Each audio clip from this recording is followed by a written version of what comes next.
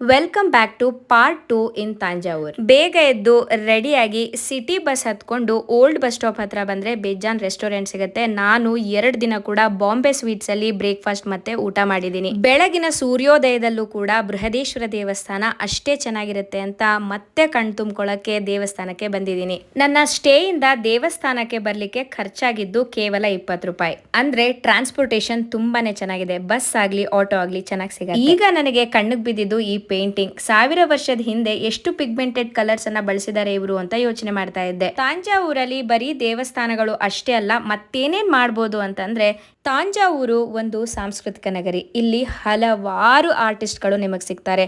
ಗೊಂಬೆಗಳು, ಕಂಚಿನ ಸಾಮಗ್ರಿಗಳು, ತಾಂಜಾವೂರ್ ಪೇಂಟಿಂಗ್ ಅಂತೂ ವರ್ಲ್ಡ್ ಫೇಮಸ್. ರಾಜ ರಾಣಿ ಗೊಂಬೆ, ಮಾಮಾ ಮಾಮಿ ಗೊಂಬೆ, ಈ ರೀತಿ ಹಲವಾರು ವೆರೈಟಿ ಇತ್ತು. ನಾನು 2 ಗೊಂಬೆ ತಗೊಂಡು ತಾಂಜಾವೂರ್ ಪೇಂಟಿಂಗ್ ಮಾಡೋ ವರ್ಕ್ಶಾಪ್ಗೆ ಹೋಗಿ ಅಲ್ಲಿ ಒಂದು ಪೇಂಟಿಂಗ್ ಅನ್ನು ಆರ್ಡರ್ ಕೂಡ ಕೊಟ್ಟೆ. ಹಾಗೆ ಇನ್ನೊಂದು ವಿಶೇಷತೆ ಏನು ಗೊತ್ತಾ, ತಾಂಜಾವೂರಲ್ಲಿ ವೀಣೆಯನ್ನ ತಯಾರು ಮಾಡ್ತಾರೆ. ಅದು ಹಲಸಿನ ಮರದಿಂದ ತಯಾರು ಮಾಡೋದು. ಈ ವಿಷಯ ನಿಮಗೆ ಗೊತ್ತಿತ್ತಾ? ತಾಂಜಾವೂರಲ್ಲಿ ಏಷ್ಯಾಸ್ ಓಲ್ಡೆಸ್ಟ್ ಲೈಬ್ರರಿ ಇದೆ. ಸರಸ್ವತಿ ಮಹಲ್, ಮರಾಠ ಪ್ಯಾಲೇಸ್ ಇದೆಲ್ಲ ಸಿಟಿ ಒಳಗಡೆ ಇದೆ. ಇದನ್ನೆಲ್ಲ ನೋಡ್ ಮುಗಿಸೋಷ್ಟೊತ್ತಿಗೆ 3 ಗಂಟೆ ಆಯ್ತು. ಊಟ ಮಾಡಿ ಮತ್ತೆ ರೆಸ್ಟ್ ಮಾಡಿ ಸಂಜೆ 7 ಗಂಟೆಗೆ ರಿಟರ್ನ್ ಟ್ರೈನ್ ಇತ್ತು. ಬೆಂಗಳೂರಿಗೆ ವಾಪಸ್ ಹತ್ತಿದ್ವಿ. ಇಲ್ಲಿ ಏನೇನ್ ತಗೊಂಡೆ ಅಂತ ಗೊತ್ತಾಗ್ಬೇಕಂದ್ರೆ ವೇಟ್ ಫಾರ್ ಪಾರ್ಟ್ 3.